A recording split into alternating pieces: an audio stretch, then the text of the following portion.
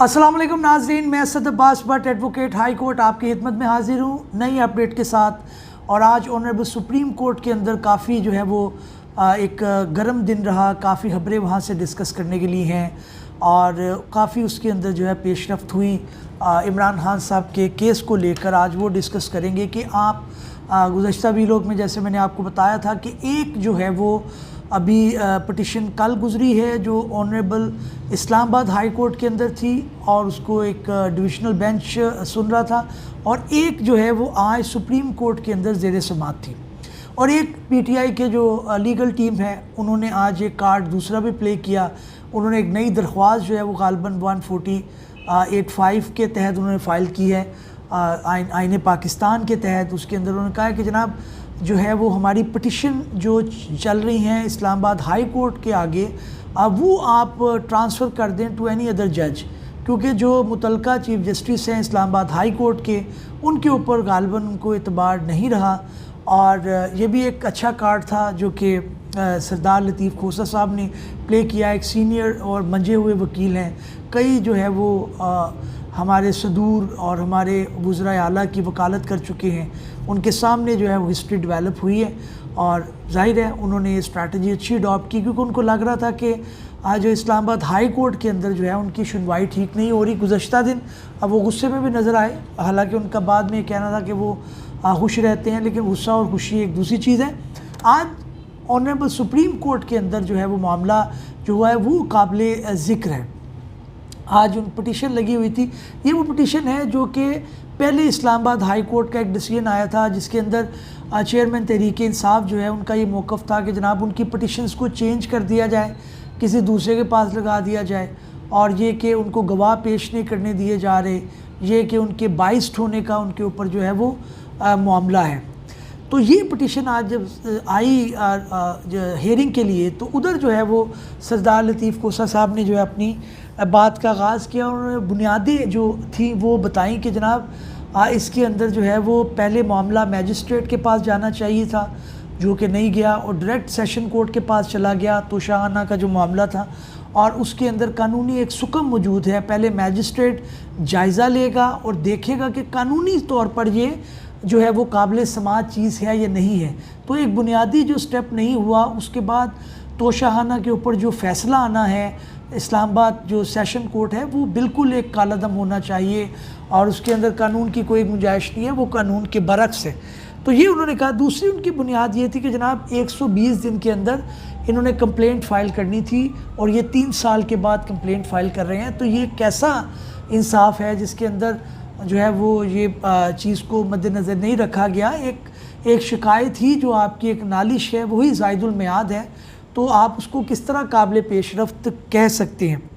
اس کے بعد انہوں نے یہ کہا کہ اثاثے زیادہ ہونے کا، اثاثوں کا غلط ڈکلیئر کرنے کا یہ کیس تھا، اور پھر جو ہے وہ آپ کو پتہ ہے کہ 3 رکنی بینچ جو ہے اس کو سن رہا تھا، جس کے اندر جناب جسٹس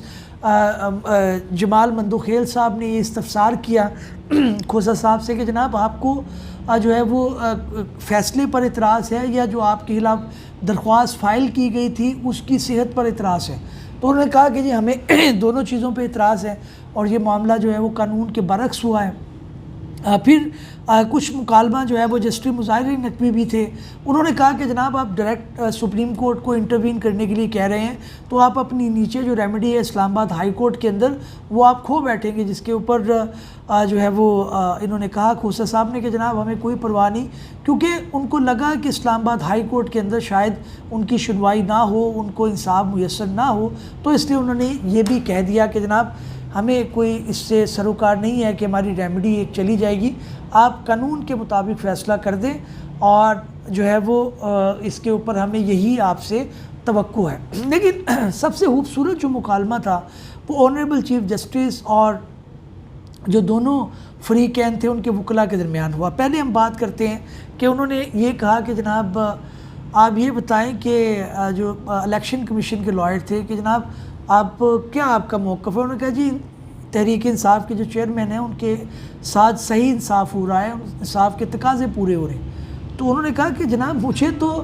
کورٹ کے اندر عمران خان صاحب نظر نہیں آ رہے، ملزم نظر نہیں آ رہا، تو آپ کیسے کہہ سکتے ہیں کہ انصاف کے تقاضے پورے ہوئے؟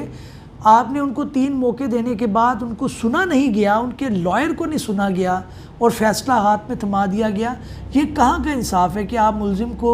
یا مجرم جسے آپ اب کہہ رہے ہیں اور 803 نمبر قیدی آپ نے بنا دیا ہے، تو آپ کیسے کہہ سکتے ہیں کہ جناب یہ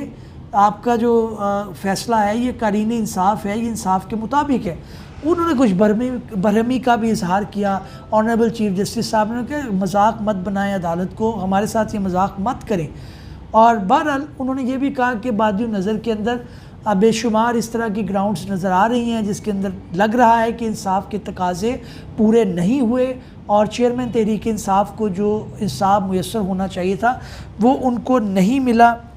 لیکن انہوں نے ساتھ ساتھ احتیاط بھی برتی، انہوں نے کہا ابھی ہم مداخلت نہیں کر رہے، ابھی ہم اس کو دیکھیں گے، کیونکہ 24 تاریخ کو یعنی کل جو ہے وہ آنریبل اسلام آباد ہائی کورٹ کے اندر جو ہے وہ یہ معاملہ لگا ہوا ہے جس کو چیف جسٹس عامر فاروق صاحب جو ہے وہ ہیڈ کر رہے ہیں بینچ کو، اور ہم دیکھیں گے کہ اس کے اندر کیا معاملہ ہے۔ ہم چیک اینڈ بیلنس رکھیں گے اور اس کے بعد جو ہے وہ ہم دیکھیں گے کہ اس کے اندر کس طرح سے قانون کے مطابق چلا جا سکتا ہے۔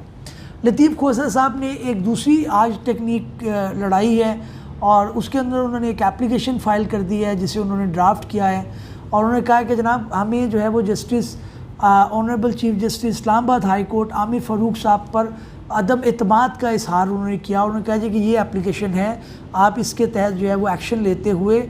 تمام مقدمات کو یا تو لاہور میں شفٹ کر دیں یا پھر انہوں نے کہا کہ جناب آپ پشاور ہائی کورٹ میں کر دیں، کسی بھی جج کے پاس لگا دیں۔ نارملی جو ہے وہ اس طرح کی چیزیں ظاہر آتی ہیں دیکھنے میں جب ریلیف نہیں ملتا، اس کے اندر کس کروٹ بیٹھتا ہے، لیکن بہرحال ایک گراؤنڈ جو ہے وہ بینگ اے کرمنل لائر لطیف کھوسہ صاحب نے بہت اچھی جو ہے وہ چلی ہے، اور لگ یہ رہا ہے کہ عمران خان صاحب کو جو ہے وہ جلد بازیاب کرا لیا جائے گا۔ ایک اور جو بات یہاں پہ قابل ذکر ہے کہ جناب یہ توشہ خانہ کا کیس تو اپنی جگہ پہ ہے، لیکن بے شمار اس طرح کے مقدمات ہیں جس کے اندر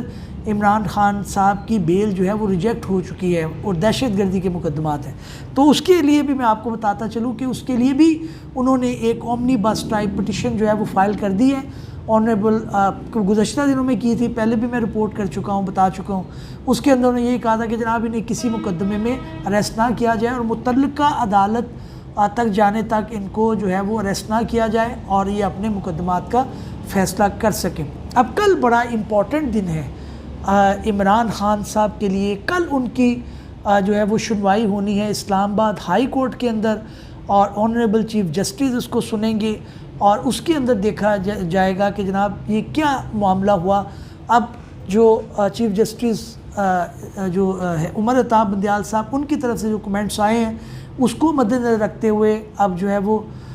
کورٹ اپنی معاملات کو دیکھے گا، لیکن یہ کمنٹس ہوتے ہیں، ان کا آرڈر کے اوپر کوئی اثر نہیں ہوتا، لیکن ظاہر ہے میڈیا میں رپورٹ ہو رہے ہوتے ہیں، جج صاحبان بھی دیکھ رہے ہوتے ہیں۔ ویسے بھی عمران خان صاحب کا کیس بطور لائر بھی مجھے لگتا ہے کہ بڑا سٹرونگ ہے۔ ایک بڑی امپورٹنٹ بات ہے کہ جب بھی ہم کمنٹ کریں ہم ججمنٹ کو ڈسکس کریں، آرڈر کو ڈسکس کریں، جج کو ڈسکس نہ کریں، کیونکہ یہاں پہ یہ روش پیدا ہو جاتی ہے کہ جناب ریلیف مل گیا بہت اچھا جج، ریلیف نہیں ملا بہت برا جج۔ تو یہ نہ کریں، اداروں کو ملائن نہ کریں، کل کو یہی ادارے آپ کے کام آتے ہیں۔ آپ نے آج جو بویا ہے، جس بھی گورنمنٹ نے جو بویا ہے، جو قانون بنایا ہے، وہ کل اس کے آڑے بھی آ سکتا ہے۔ جیسے ابھی انہوں نے آرمی ایکٹ کے اندر ترمیم کی ہے، آفیشل سیکرٹ ایکٹ کے اندر ترمیم کی ہے، پی ڈی ایم والوں نے، کل ہو سکتا ہے یہ اسی سے جان چھڑواتے پھر رہے ہوں۔ تو یہ بڑی امپورٹنٹ بات ہے کہ آپ وہ قانون بنائیں جو کہ قرین انصاف ہو، اور آپ ججز کو ڈسکس مت کریں، آپ ججمنٹ کو ڈسکس کریں۔ یہ آج honourable chief justice of Pakistan Umar Ata Bandial صاحب نے یہ کہا ہے۔ ناظرین کل کا دن بڑا امپورٹنٹ ہے، کل ڈسکس کریں گے انشاءاللہ۔ امید ہے کہ ہماری یہ کاوش آپ کو پسند آئی ہوگی۔ کسی نئے ویلوگ میں کسی نئی قانونی، آئینی یا سیاسی انفارمیشن کے ساتھ حاضر ہوں گے۔ تب تک کے لیے اجازت دیجیے، اللہ حافظ۔